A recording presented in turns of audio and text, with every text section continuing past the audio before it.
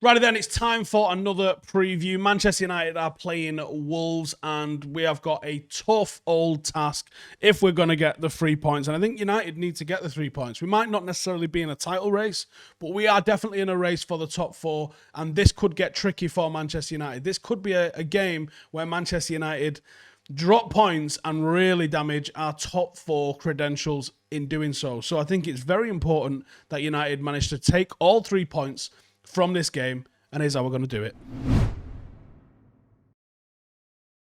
I think one of the best managers to come into the Premier League in recent years is Nuno Espirito Santo, and I think he's having a bit of a mixed bag of a season. Since Raul Jimenez's worrying head injury last month, he has changed his shape and he's deviated a little bit away from the 3-4-3 that he used to play on a regular basis. It now more looks a little bit like a 3-5-2, and it's gone a little bit more solid in midfield in doing so. Perhaps less of a threat going forward because of that, though. Rube Tricchio is going to be the first choice goalkeeper, with Cody, Saiss and Willy Boley expected to make up that back three. Boley was replaced by Kilman against Burnley last time out, but I think he returns for the United game. Nelson Semedo probably starts on the right-hand side with Markal or the youngster Ryan Nouri on the opposite side. Ruben Neves and Jean Martino make up a pretty good midfield too, with Podence likely to be operating in the 10 role just ahead of them. Club record signing Fabio Silva is probably going to start alongside Pedro Neto up front, but don't be surprised to see Adama Traore reintroduced, and obviously he would be a big threat, but because I'm not sure that he's going to play, and I think that's a bonus for United if he doesn't, I would say the star man is probably going to be Pedro Neto. So, in the absence of Raul Jimenez, Neto has seriously stepped up and has looked like a major threat for them this season. 20-year-old has been directly involved in more goals than any other Wolves player in all competitions this season, scoring 4 with 2 assists. But he has created 23 chances in 15 appearances for the team so far, at a rate of 1.53 per 90 minutes. It's more than double the amount of any other Wolves player.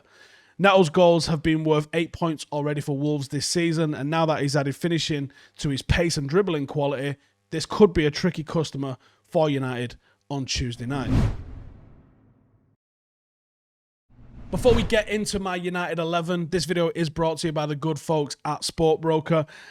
Last week I was telling you about the 3 to go with and the 3 to avoid, and I'm not changing. Despite United's result against Leicester, I still think there's long-term value to be had in West Brom. As you can see, 61p is their current price. I also think there's long-term value to be had in Leeds and also in MUFC United. I think we are undervalued. And there's a few teams that I think are overvalued, and I think that's Saints, Everton, Villa. I definitely wouldn't be looking for them at the moment. Review wondering, Steve, what is SportsBroker? Well, I'm going to be quick, and I'm going to tell you what SportsBroker is. So SportsBroker is a gaming app that allows you to trade virtual shares in football teams. It's about the long game. It's not about betting on this guy to score or that guy to score. It's for those a little bit more patient and refined, like myself, maybe. People that have got a little bit more time and can see the vision, can see the long game, and maybe want to go for it a little bit like that. We'll find out who actually knows what they're talking about and not someone who gets lucky game to game. That's why I think there's some long-term value to be had in West Brom at 61p. I think Sam Allardyce is a great manager. I think he's going to turn them guys around. So, as we said, it is gaming, it is gambling, and it is something that can go up or down, dependent on the team's performance. Prices will change depending how they perform on the pitch.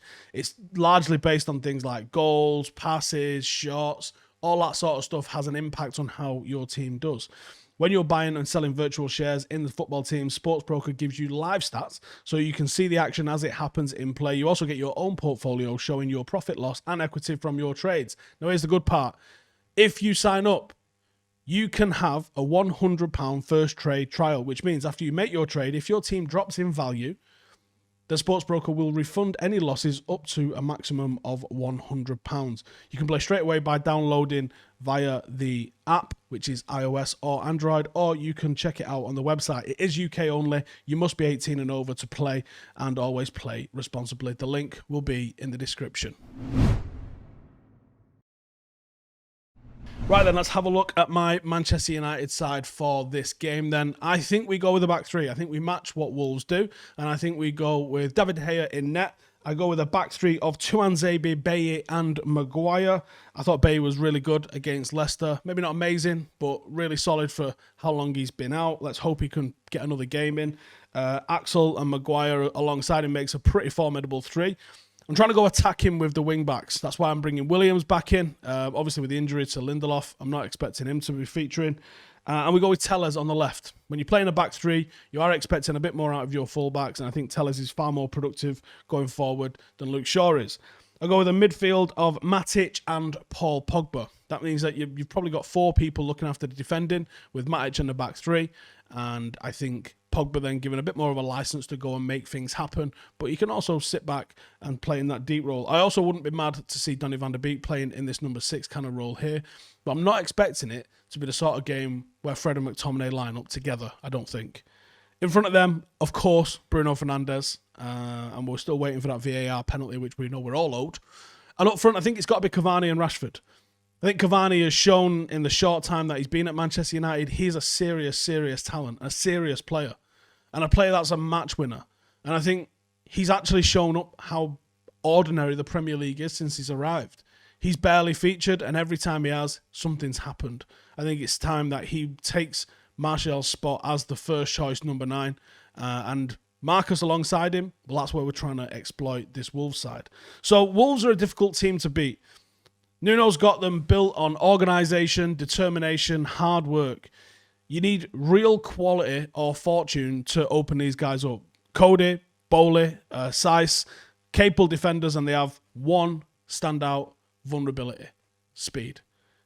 You can get in behind them, and United can get in behind anybody.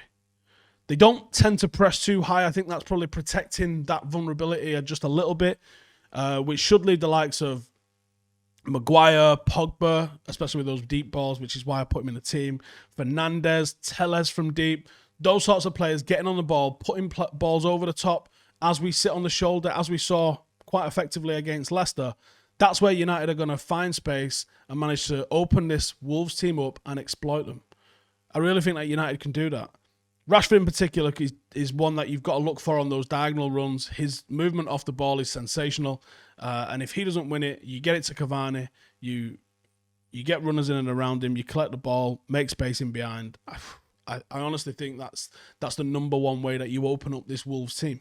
Another way that you can do that, if we don't match up what Wolves are doing with the back three, is you go with a forward three. You go with a 4-3-3 and you go with a forward three. You bring in Greenwood, you go with Cavani down the middle, and you go with Marcus off the left-hand side, and you stretch them. And you make spaces. When it's a back three playing against a forward three, there's going to be extra men in there, and that's where the likes of Bruno comes in as an extra man, makes it a 4v3. You would maybe hope to get Telles in on the left-hand side, finding 2v1 situations in the wide areas, finding 2v1 situations centrally, and that's how you overload in a football match. You just find places where you know they're going to have one player or 2 players, and you put 2 on them or you put 3 on them, and you overload them. And more often than not, 2's going to beat 1 and 3's going to beat 2. It's just simple mathematics. That's how United can exploit this team, and I think it's something United can do. They do sit compact and they do defend in great numbers and with discipline and determination and all the things you would expect for a team in the top half of the Premier League. But they do have things that United can exploit. And I think the attacking prowess of Manchester United is probably underrated by some. United need to tighten up at the back, if anything. And I actually wouldn't be surprised to see David De Gea one that loses his spot, because I think that you can improve upon him. Whether or not we actually get to see that is an entire other matter. But that is it for me. Cheers for tuning in. Let's tune in on Stretford Paddock for the watch along, where I'll be doing the pre and halftime shows if you want to come and watch along with us. That's my 11. Do you agree? Do you disagree? Let me know in the comments. And also make sure to check out SportsBroker. They're good enough to sponsor our videos for this month and next month. So much thanks to them, guys. And if you could just go and check them out and see if it's up for you. If it's not, sound, but go and check them out anyway. And cheers for tuning in. I'll see you in the next one. Laters.